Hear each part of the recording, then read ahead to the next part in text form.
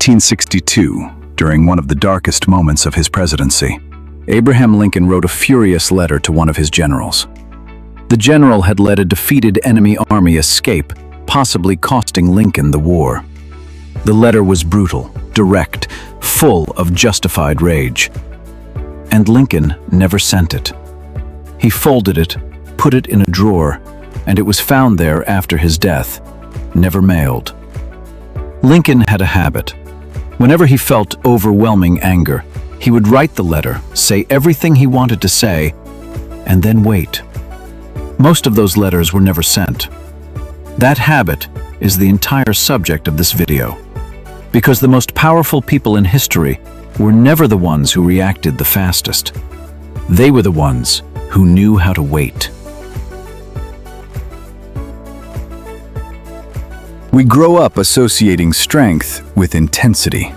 The loudest voice in the meeting, the person who claps back instantly, the one who doesn't take anything from anybody. But watch any room carefully. A boardroom, a family argument, a crisis, and you'll notice something.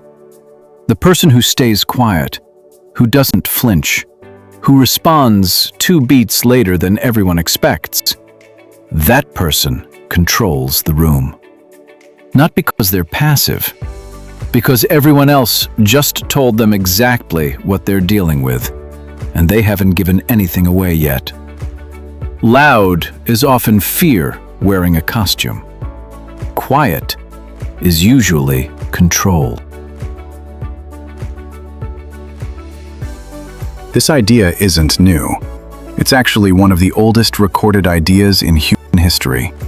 Around 300 BC, a merchant named Zeno lost everything in a shipwreck off the coast of Athens.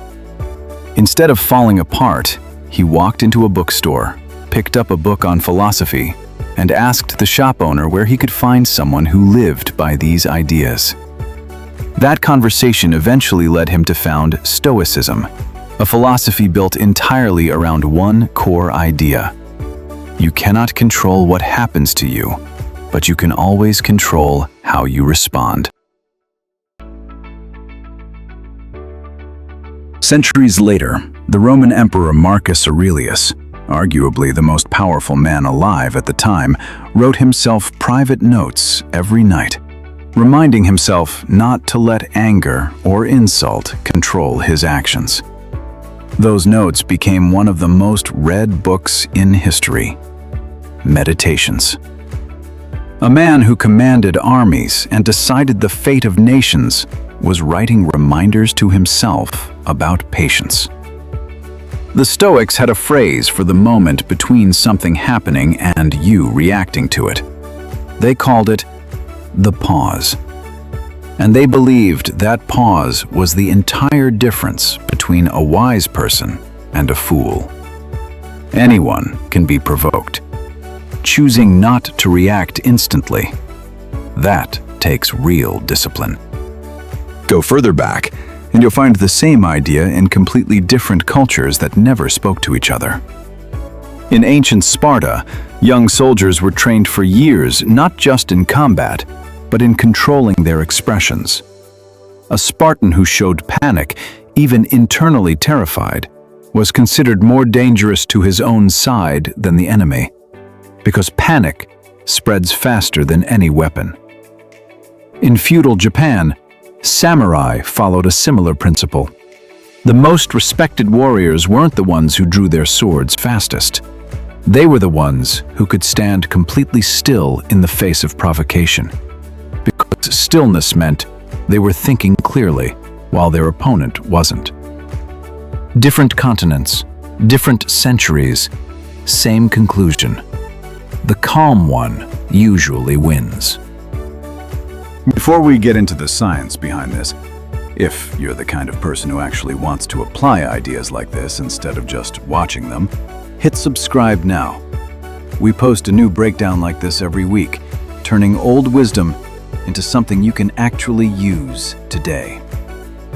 Now here's where this ancient idea gets backed by something measurable.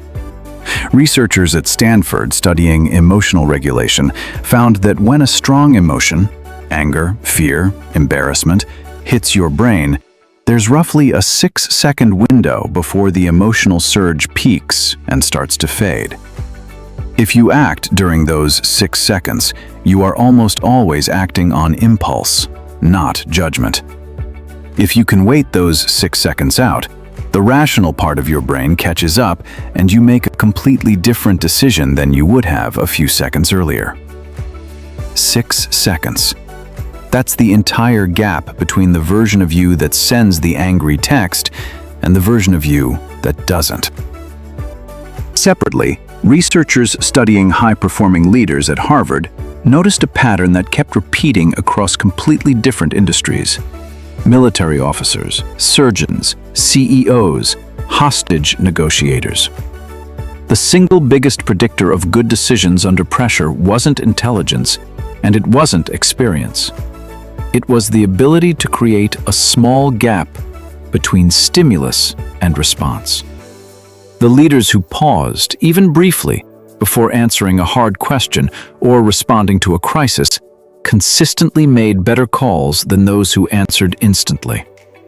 There's a reason hostage negotiators are trained to slow everything down, to repeat questions back, to go quiet, to never match the panic of the person on the other end of the line.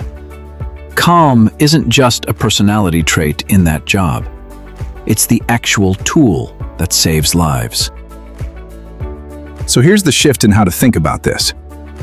When someone stays silent while you're upset, that's not weakness. That's not them having nothing to say. In a lot of cases, it means they already know exactly what they want to say. They're just refusing to say it from a place of impulse. The angriest person in the room has usually already lost the moment they raised their voice, because they've shown everyone exactly what controls them. The calm person hasn't given anything away yet. And that, more than volume, more than aggression, is what real power actually looks like. In ancient Rome, in a Spartan battlefield, and in your group chat tonight. Lincoln kept that drawer of unsent letters for a reason. Not because he didn't feel the anger, he felt all of it. He just decided his next move wouldn't be controlled by it. That's the entire skill. Not eliminating the emotion, creating the gap. If you want to actually build this skill instead of just understanding it, that's exactly what we do on this channel. Taking ideas that are thousands of years old and showing you how modern science proves they still work. Subscribe to the Human MasterCode, because real power was never loud. It was always quiet.